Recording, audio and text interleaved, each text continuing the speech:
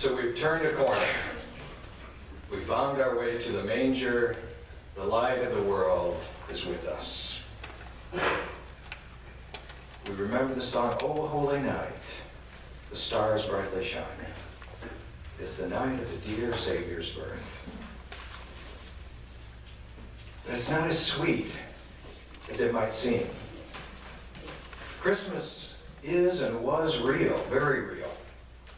And there were questions, lots of questions. In a sermon, Bill Ritter asks, did Mary have a long labor, often customary with the first child? Is that a question you think about on Christmas? And yet, that was the very first Christmas. Was it a hard labor? Was it an assisted labor? Did anyone boil water? Did Mary have a midwife? Was Joseph in the room? Was he of any help? Certainly not. John Wimmer, in an article in the Christian Century, suggests that most of us couldn't stomach anything close to the reality of that first Christmas in that original manger scene.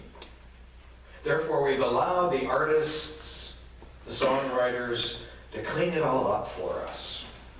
Even the animals appear to be showered before they enter this scene. A few years back in a major denominational magazine, there's a very tasteful picture of Mary, 8.5 months pregnant. But they received a lot of backlash to see Mary pregnant. We clean up Christmas. We make it nice and sanitary. The manger was not very big. So we need to make ourselves small in order to fit in. James Harnish says, there isn't any room at the manger for any of the baggage we carry with us. We can't come to the manger with our baggage. There's no room at the manger for our pious pride and self-righteousness. There's no room at the manger, he says, for our human power and prestige. No room at the manger for our baggage of past failure and unforgiven sin. There's no room at the manger for our prejudice, our bigotry, our jingoistic language, and national pride. There's no room for bitterness or greed. There's no room at the manger for anything other than absolute reality of who we are and what we really are. Very fragile, vulnerable human beings who desperately need the gift of love and grace, which God so powerfully desires to bring us. Yet, even if we know better, we can get caught up in the busyness of the season.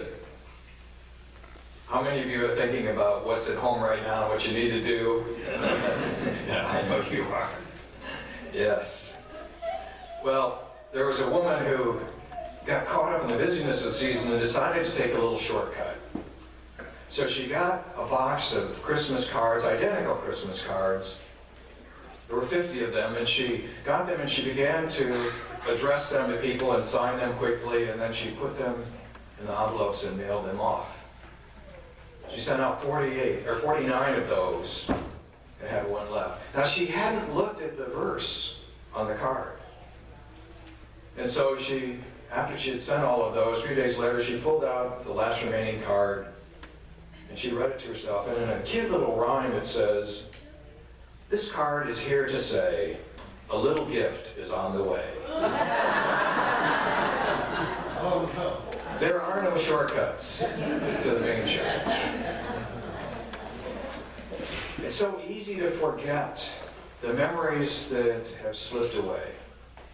During this Advent season, we've been looking at A Christmas Carol, remembering how the three ghosts came to Ebenezer Scrooge. And we've been talking about some of our Christmas traditions, the things we remember, our favorite gifts, the excitement we have, what we like best, what we like to keep. So we had many conversations about that. And part of it, we discovered that some of us have lost some of that. the joy that we had at getting that present that we so desperately wanted. One person remembered how during the Depression they didn't have Christmas at all, and they didn't remember until we began talking about some of that. We can let some of that joy of Christmas, the memories, slip past us. Billy Joel talks about one of his famous songs, The Piano Man. And he said, there really was somebody who came up to me and said, can you play me a song? It's sort of like, I'm not sure. He said there really was such a person. But I began to think about that song. Son, can you play me a melody? I'm not really sure how it goes, but it's sad and it's sweet and I knew it complete when I wore a younger man's clothes. When we get to Christmas, we got to remember the joy that is there, the great gift that comes to us in Christ. Reverend Harry Pritchard tells about the worst Christmas pageant he had ever seen in his life. And it wasn't yours. But you knew that. Stephanie, I love you. I told you that. Let me let you know. He said when he was in high school, the youth group was going to put on the pageant. And he and his future wife-to-be were to be Joseph and Mary. And they took the part seriously. And they put their all into it. And then those stupid shepherds came. And as they came up, one of the chief shepherds, in a voice that was loud enough for the cast to hear, said, Joe, when are you going to pass out the cigars? And all the cast laughed. And in fact, one of them fell on the floor laughing hysterically. It was all they could do to try and stay solemn as they stared into that light bulb that was in the manger.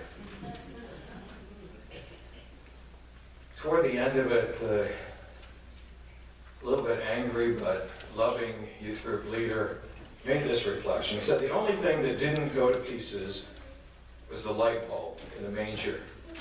It never went out. Harry said later he thought about that and thought how nice of an image that was. The light in the manger never goes out, regardless of the mess that's around us. Come join, remember, join this Christmas celebration. It's just around the corner, Mary. No baggage allowed, no gifts necessary. Come, let us adore him.